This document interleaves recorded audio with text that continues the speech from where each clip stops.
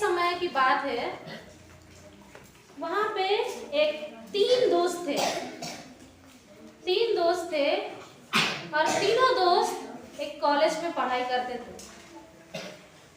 पढ़ाई हम लोग जानते हैं कि जैसे बच्चे लोग पढ़ाई करते हैं तो आखिरी में परीक्षा होती है। तो इन तीनों बच्चों का भी आखिरी में कॉलेज का पढ़ाई होता है, फिर परीक्षा होता है। तो ये तीन दोस्त बहुत ही कोढ़िया थे पढ़ने में। वो लोग पढ़ाई नहीं करते थे, पढ़ने जरूर बैठते थे लेकिन पढ़ाई नहीं करते थे। वे हमेशा अपनी मस्ती ही करते रहते थे। उनको परीक्षा आ रहा उसका कोई चिंता नहीं था, उनका पढ़ाई आगे क्या होगा उनको भी उसका कोई चिंता नहीं था। और जब उसका परीक्षा नजदीक आ जाता है और कल उनका परीक्षा रहता है और आज वो मस्ती करते हैं, घूमते फिरते हैं और रात को बहुत देर से आते हैं अपना घर। दूसरा दिन जब परीक्षा लिखने जब तीनों बच्चे जाते हैं कॉलेज, तो वो अपने प्रिंसिपल के पास जाते हैं और बोलते हैं, सर हम लोग का घर में बहुत बड़ा प्रॉब्लम हो गया था और हम एग्जाम के लिए तैयारी नहीं कर पाए हैं। हम लोग कहीं गए थे, हम लोग जब लौट रहे थे रास्ते से तो हमारा गाड़ी का टायर पंचर हो गया और हम समय में नहीं आ पाए। हम रात के 2 बजे आए तो हम सर कब पढ़ेंगे? तो जो उनका प्रिंसिपल है, अच्छा तुम लोग का ऐसा प्रॉब्लम है बोलते हैं।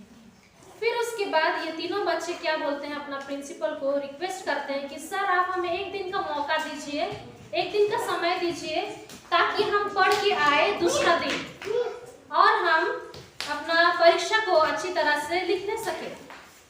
तो इनका जो प्रिंसिपल रहता है वो उनको एक मौका देता है और उनको बोलता है ठीक है तुम लोग जाओ और तुम लोग कल पढ़ के आना और मैं कल तुम तीनों का अलग से परीक्षा लूंगा। तो ये तीनों बच्चे बहुत हंसते खेलते अपना घरों को चले जाते हैं। दूसरा दिन आते हैं और जो प्रिंसिपल है उन तीनों को अलग अलग कमरों में बैठा देता है और तीनों के लिए सिर्फ एक ही सवाल रहता है। तीनों के लिए सिर्फ एक ही सवाल रहता है। तीनों का पेपर में एक ही सवाल रहता है, जो कि गाड़ी का कौन सा वाला टायर पंचर हो गया था, दाहिना वाला आगे का या बायां वाला आगे का, या दाहिना वाला पीछे का या दाहिना वाला बायां वाला पीछे का। तो ये बच्चे लोग अपना अपना सब आंसर लिखते हैं और हम देखते हैं जब ये लोग एक ही क्वेश्चन लिखने में हम लोग जानते हैं कि ज्यादा समय नहीं लगता है। तो ये तीनों बच्चे अपना जो भी क्वेश्चन था उसको लिख करके वो लोग ले जाते हैं। वो अपने मनों में सोचते हैं टायर तो हम लोग का गाड़ी का पंचर हुआ ही नहीं था, तो फिर हम कहाँ से आंसर लिखे कि कौन सा वाला टायर पंचर हुआ है। लेकिन तो भी वो लोग लिखते हैं। जब प्रिंसिपल उनका आंसर को लेता है, आंसर शीट को, तो सबका आंसर अलग अलग रहता है। क्यों अलग अलग रहता है? क्योंकि गाड़ी का टायर पंचर नहीं हुआ था।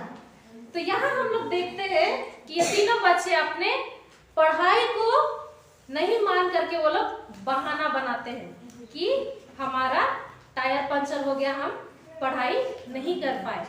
आज जो मेरा विषय है वो है कोई बहाना मत बनाओ। आज का जो विषय है कोई बहाना मत बनाओ। आइए हम आगे बढ़ने से पहले छोटा सा दुआ करते हैं। महान दयालु परमेश्वर पिता, आपका हम धन्यवाद करते हैं इस समय के लिए। महान दयालु परमेश्वर पिता, हम आपके वचनों को सुनने के लिए आप हमारे संग साथ होइए। आपके वचनों से जो भी हम सुनेंगे सीखेंगे उसमें तेरी आशीष हो। आप मेरे संग साथ हो जब हम आपके वचनों को बताते हैं। मेरा मुंह हो और तेरा वचन हो पिता, और जितने भी यहाँ सुनने वाले उन्हें भी आशीष दे, ताकि जब हम इन वचनों पर अमल करते हैं, इन वचनों को सुनते हैं, हम इसे अमल करने सके और इसके अनुसार हम चलने वाले होने सके। हमारे सारे पाप और गुनाहों को क्षमा कीजिए। कि छोटी सी विनती सुन स्वराज में ग्रहण कीजिए। आइए मेरे साथ बाइबल खोलिए, लूका का किताब 14 का 15 से 20 हम देखेंगे। लूका का किताब 14 का 15 से 20। हम जानते हैं कि परमेश्वर जब इस पृथ्वी पर था, परमेश्वर हमेशा दुनिया की हर एक चीजों को लेकर के दृष्टांत के द्वारा लोगों को समझाता था। तो आज हम भी एक छोटा सा दृष्टांत को लेकर के समझेंगे। अगर हम देखते हैं लूका 14 का 15 से 20 में, वहां पे हमें बड़ा भोज का दृष्टांत दिया हुआ है, जहां हम देखते हैं कि उनका एक मालिक एक बड़ा भोज रखता है और वो अपने भोज में बहुत सारे लोगों को न्योता दिए रहता है। हम जानते हैं कि जब भी हम किसी को हम अपने घर में भोज के लिए बुलाते हैं तो अपना घर में अच्छे अच्छे पकवानों को बनाते हैं। उसी तरह इस घर में भी बहुत अच्छे अच्छे पकवान पके हुए थे। जैसे ही पकवान तैयार हो जाता है, ये जो घर का मालिक होता है वो अपने जितने भी नौकर थे उनको वो भेजता है कि जाओ, जिन लोगों को भी मैंने न्योता दिया है उनको तुम बुला करके लाओ। उन्हें कहो कि जितने भी न्योता के लिए आप लोग बुलाए गए हैं, खाना तैयार है, आप लोग आइए। तो नौकर लोग जाते हैं और जितने भी न्योता दिए हुए लोगों के पास, और वो लोग उनको न्योता के लिए बुलाते हैं। हम लोग यहाँ देखते हैं कि जैसे ही ये नौकर लोग पहला न्योतारी के पास जाता है और उसे कहता है आइए भोजन तैयार है, मालिक आप लोगों को बुला रहे हैं। हम लोग यहाँ देखते हैं कि उनका पहला बहाना क्या होता है। अगर हम 18 पद में देखेंगे, वहां है, मैंने खेत मोल लिया है और अवश्य है कि उसे देखूं। मैं तुझसे विनती करता हूँ, मुझे क्षमा कर दे। जो पहला जिसे न्योता दिया गया था, जब उन्हें वो नौकर बुलाने जाता है, उसे वो कहता है कि मैंने आज ही नया ही एक खेत लिया और हमको उसको देखने जाना है। हम जानते हैं जब भी हम कहीं पे अपने लिए कुछ जमीन खरीदते हैं, हम ऐसे ही जमीन नहीं खरीदते हैं। जब तक हम जमीन को नहीं देखते हैं, वो कहाँ है, कैसा है, बड़ा है, छोटा है, तब तक हम जमीन को नहीं खरीदते हैं। फिर दूसरा इंसान के पास दूसरा घर में जाता है और उन्हें बुलाता है। ये हम 19वां पद में देखेंगे। दूसरा इंसान क्या बहाना बनाता है, जो कि मैंने 5 जोड़े बैल मोल लिए हैं और उन्हें परखने जाता हूँ। मैं तुझसे विनती करता हूँ, मुझे क्षमा करे। यहाँ भी हम देखते हैं कि दूसरा व्यक्ति बोलता है कि मैंने 5 जोड़े बैल लिया हो और मुझे उन्हें परखना है, उन्हें जांचना है कि वो ठीक से काम करते हैं कि नहीं, ठीक से जो भी मेरा काम है उसको वो करेंगे कि नहीं करेंगे, इसके लिए वो जांचने ले जाऊंगा बोल करके बोलता है। फिर हम 20वां पद में देखेंगे तो वहां हम तीसरा व्यक्ति के बारे में देखेंगे, जो वहां कहता है मैंने ब्याह किया है इसलिए मैं नहीं आ सकता। यहाँ पे हम तीसरा व्यक्ति को देखते हैं कि वो कहता है कि मैं नया ही शादी किया हूँ और मैं नहीं जा सकता हूँ। यहाँ सिर्फ अगर हम देखेंगे तो सिर्फ 3 ही लोगों का दिया हुआ है, लेकिन अगर हम डिटेली जाएंगे तो शायद हम जब न्योतारी देते हैं तो हम सिर्फ 1, 2, 3 लोगों को नहीं बुलाते, हम कई लोगों को बुलाते हैं। शायद इस घर का मालिक भी बहुत सारे लोगों को बुलाया था, लेकिन यहाँ 3 ही जन का दिया, जो किस तरह के वो बहाना बनाते हैं। फिर हम 21 से देखेंगे तो यहाँ है, उस दास ने आकर अपने स्वामी को ये बातें कह सुनाई। तब घर के स्वामी ने क्रोध में आकर अपने दास से कहा, नगर के बाजारों और गलियों में तुरंत जाकर कंगालों, ठुट्ठों को और लंगड़ों और अंधों को यहाँ ले आओ। दास ने फिर कहा, हे स्वामी, जैसे तूने कहा वैसे ही किया गया है और फिर भी जगह है। जब जितने भी न्योता किए हुए लोग नहीं आते हैं तो फिर जो उस घर का मालिक होता है वो बहुत ही नाराज हो जाता है कि जिन लोगों को मैंने बुलाया वो लोग नहीं आए। तो ये अपने नौकरों को बोलता है कि जा करके तुम सड़कों में जाओ, जो भी कंगाल आदमी, जो भी अंधे लोग, जो भी लंगड़े लोग, जो भी लूले लोग, जो भी मिलेंगे उनको तुम घर में लेकर के लाओ। तो ये तुरंत ये लोग जाते हैं और जितने भी लोगों को वो लोग पाते हैं उनको वो ले करके लाते हैं। और जितना भी जगह बना हुआ था वो लोग बैठाते हैं वहां पर। लेकिन जब नौकर लोग बैठा देते हैं उन लोगों को, तो भी वो लोग देखते हैं कि कुछ जगह और अभी तक खाली है। तो फिर वो लोग जाते हैं अपने मालिक के पास और कहते हैं आपने जैसा कहा वैसे ही हमने किया, लेकिन फिर भी अभी तक कुछ और जगह बाकी है। फिर वो मालिक उनको बोलता है जाओ और लोगों को खोजो और बुला के लाओ, ताकि वे मेरे बोझ में उपस्थित होने सके। हम 23 में देखेंगे, स्वामी ने दास से कहा सड़कों पर और बड़ों की ओर से जा, बेड़ों की ओर से जा और लोगों को विवश कर ले आ, ताकि मेरे घर भर जाए, क्योंकि मैं तुमसे कहता हूँ कि उन आमंत्रित लोगों में से कोई मेरा भोज को ना चखेगा। यहाँ हम देखते हैं कि जितने भी आमंत्रित लोग वो लोग नहीं आते हैं, तो ये जो घर का मालिक होता है वो अंधों को, लंगड़ों को, लूल्हों को बुलाने के लिए बोलता है। जब जगह और बाकी रह जाता है वो नौकरों को और दोबारा भेजता है कि जाओ और ढूंढ के लाओ लोगों को, ताकि मेरा घर पूरा भर जाए। दोबारा फिर जाते हैं और वो लोगों को खोज करके लाते हैं और पूरा घर जो है भर जाता है। और जो घर का स्वामी बोलता है जितने लोगों को भी मैंने बुलाया, वो लोग जो मेरा घर में बना था उसको वो लोग चख भी नहीं पाएंगे।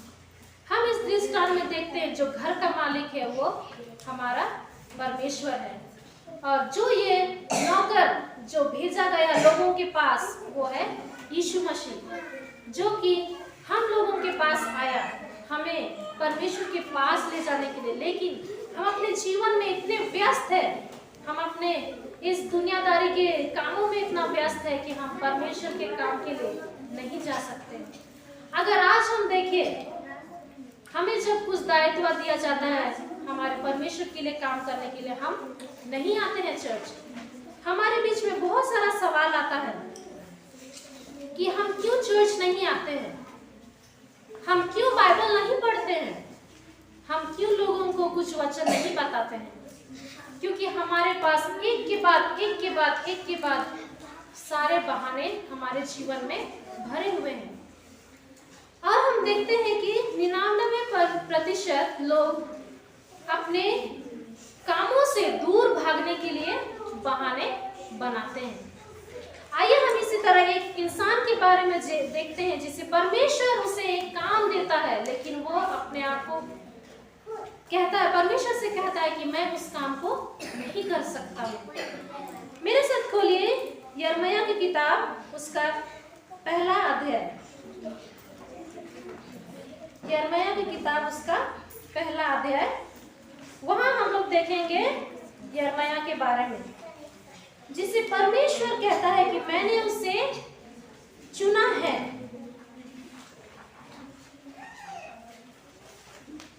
मेरे साथ पढ़िए 4 से अध्याय 1 का 4 से 5। यहाँ कहता है यिर्मयाह का बुलाया जाना। तब यहोवा का यह वचन मेरे पास पहुंचा, गर्भ में रचने से पहले ही मैंने तुझ पर चित्त लगाया और उत्पन्न होने से पहले ही मैंने तेरे अभिषेक किया। मैंने तुझे ज्योतियों का भविष्यद्वक्ता ठहराया।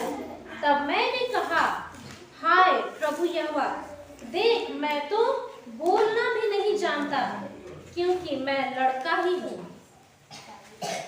प्रभु यहोवा ने मुझसे कहा, मत कह कि मैं लड़का हूँ, क्योंकि जिस किसी के पास मैं तुझे भेजूं वहां तू जाएगा, और जो कुछ मैं तुझे आज्ञा दूं वही तू करेगा। तू उनके मुंह को देखकर मत डर, क्योंकि तुझे छुड़ाने के लिए मैं तेरे साथ हूँ, यहोवा की यही वाणी है। तब यहोवा ने हाथ बढ़ाकर मेरे मुंह को छुआ, और यहोवा ने मुझसे कहा, देख मैंने अपने वचन तेरे मुंह में डाल दिया है। हम यहाँ यिर्मयाह के बारे में पढ़ते हैं, जहाँ यिर्मयाह को परमेश्वर चुनता है। उसे वो गर्भ में, जब माँ के गर्भ में, हम जानते हैं कि एक बच्चा जब पलता है, 9 महीने बच्चे रहते हैं, एक बच्चा जब माँ के गर्भ में पलता है तो उसे 9 महीने रखा जाता है। परमेश्वर ने एक अद्भुत रचना की है।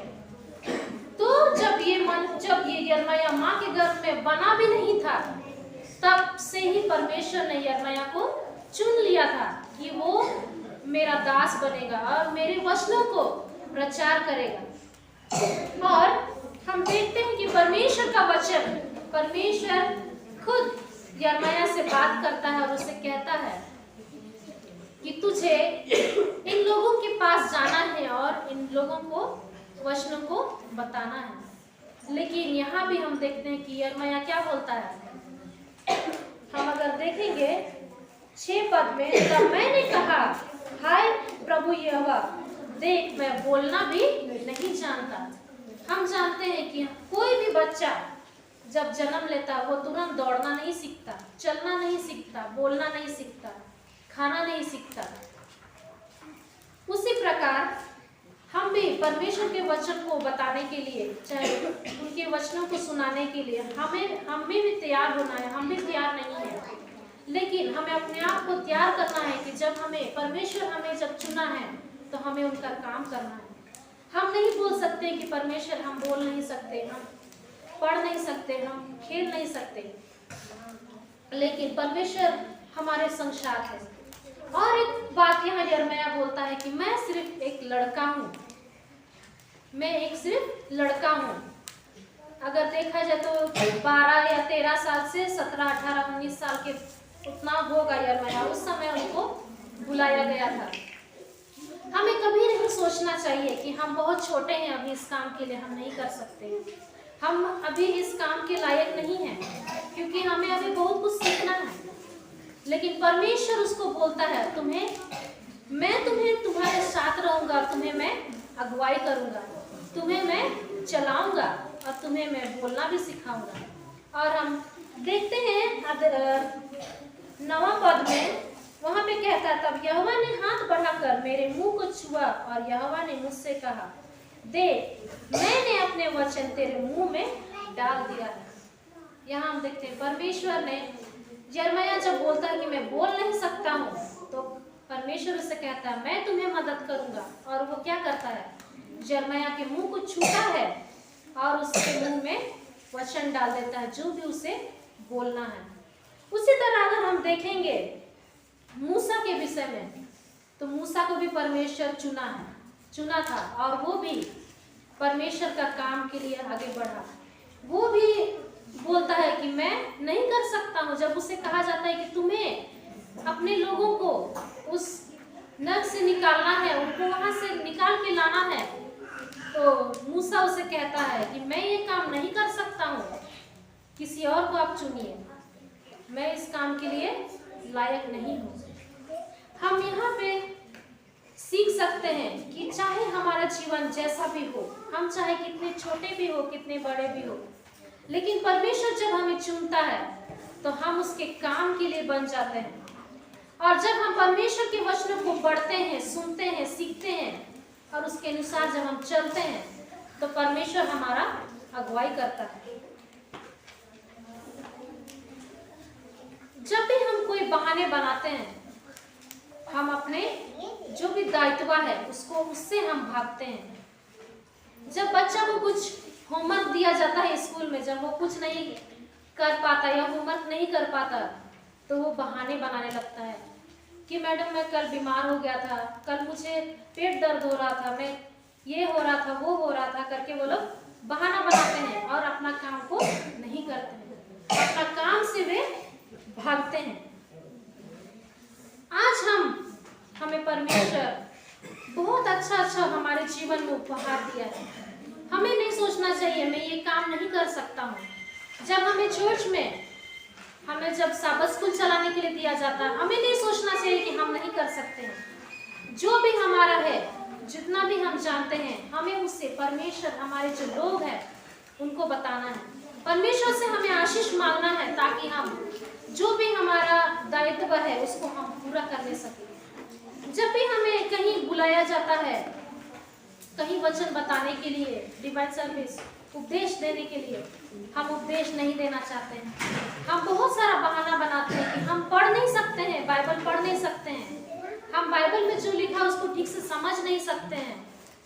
हमारे जीवन में बहुत सारे बहाना हम बनाते हैं अपने परमेश्वर, ये बहानों से हम अपने परमेश्वर से दूर जाते हैं। तो हमें परमेश्वर से दूर नहीं जाना है, लेकिन हमें परमेश्वर के नजदीक आना है।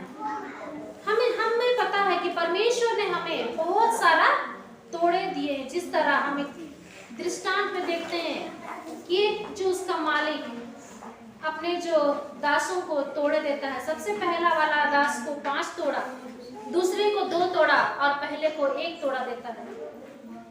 इस दृष्टांत में हम देखते हैं कि जिसको 5 तोड़ा मिले रहता है वो उसे अपना काम में इस्तेमाल करता है और वो और 5 तोड़ा लाता है। जिसे 2 तोड़ा मिला था वो और 2 तोड़ा कमा करके लाता है, लेकिन जिसे 1 तोड़ा मिला था वो अपना काम को नहीं करता है, वो अपना काम से भागता है।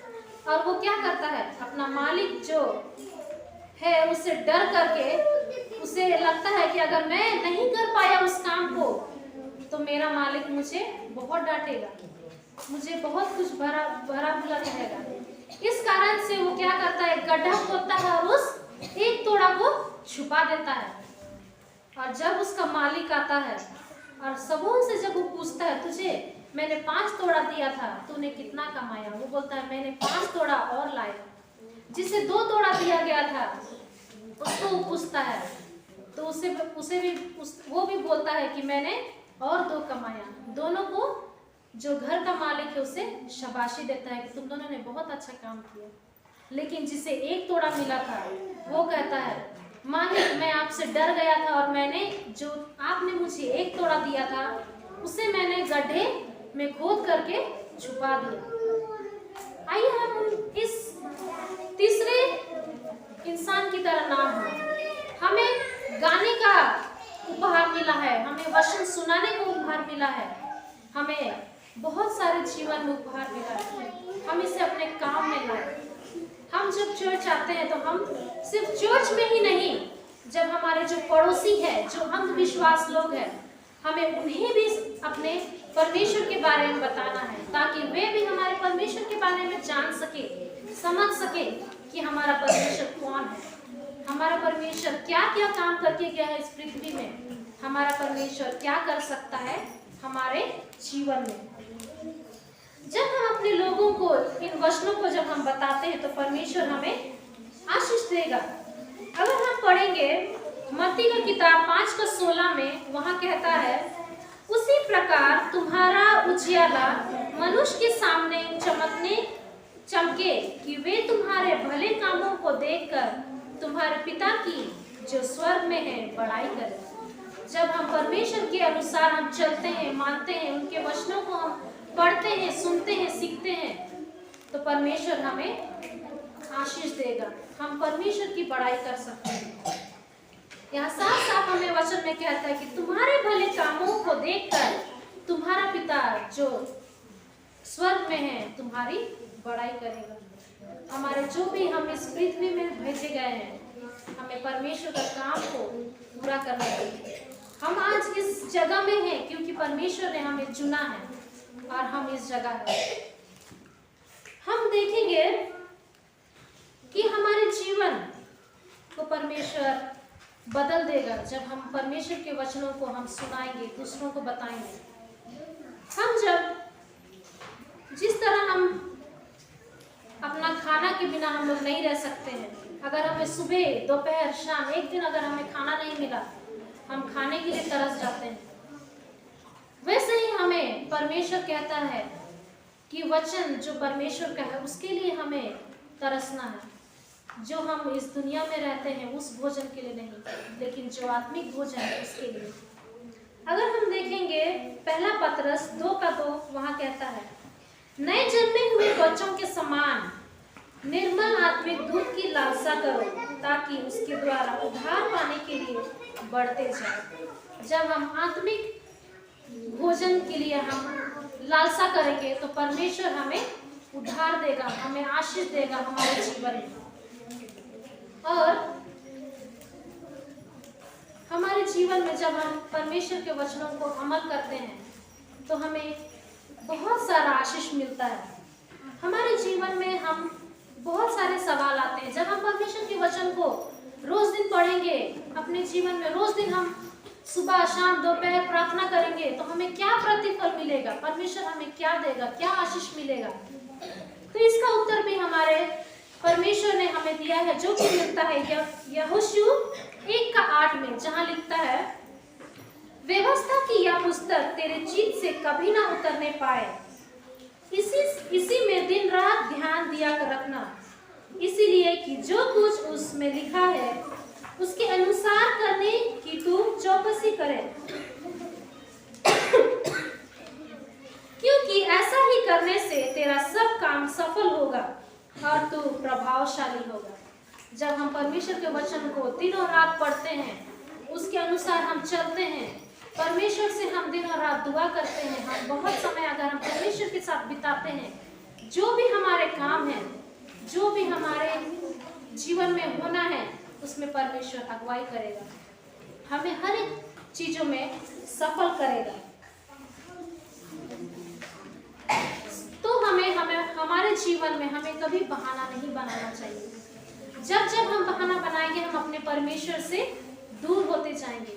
जो भी हमें काम दिया जाता है, हम उसे करें, क्योंकि हम परमेश्वर के लोग हैं, हम उनके चुने हुए लोग हैं कि हम उसके काम को करें और हम उसके अगुवाई में हम बढ़ते जाए।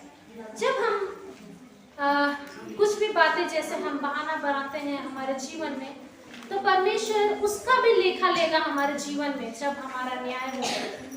हम देखेंगे जो कि मिलता है मत्ती का किताब 12:36 में, वहां लिखता है, और मैं तुमसे कहता हूं कि जो जो निकम्मी बातें मनुष्य कहेंगे, न्याय के दिन वे हर उस बात का लेखा देगा।